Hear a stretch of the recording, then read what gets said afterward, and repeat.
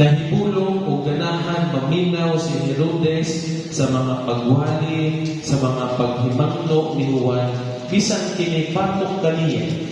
Tungod kay iyang ipangasawa ang asawa sa iyang igsuon nga si Felipe. Apan nahimo gihapon niyang ipapatay si Juan. Nganuman, tungod kay dili siya gusto nga maulawan sa iyang mga bisita during the bumpira sa iyang adlaw na tawagan.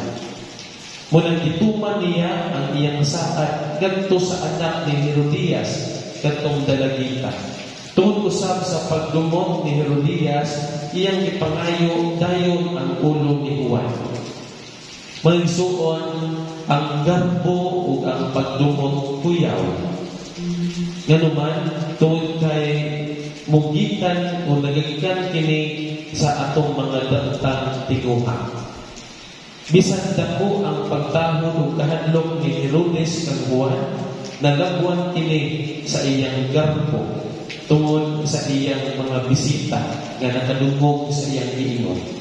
Tungod sa pagdumot ni Herodias, nakaako siya nga gamiton ang iyang anak sa dili maayong tinguha. Maigsuon, kinahanglan ngayon bantayan nato sa atong tagsa-tagsa na pagalingon ang batasan sa garbo ug pagdumot. Ang batasan sa garbo ug pagdumot.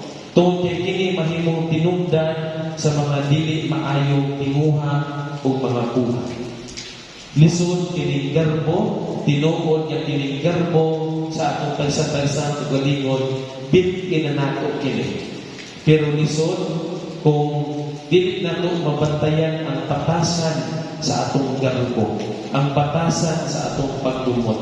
Kaya kung kani kung grabe, makapatay ni siya. Kung kani kung grabe, kining garbo nga naa nato karon, makapasakit sa usa ka tawo.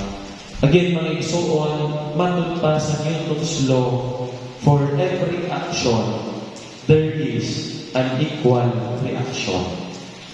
Hinaot na igsuon sa atong pagpadayon sa paglawig ng kalibutan na hinaot sa kada lihok nato kini maayo kay aron in return maayo usab ang atong madawat.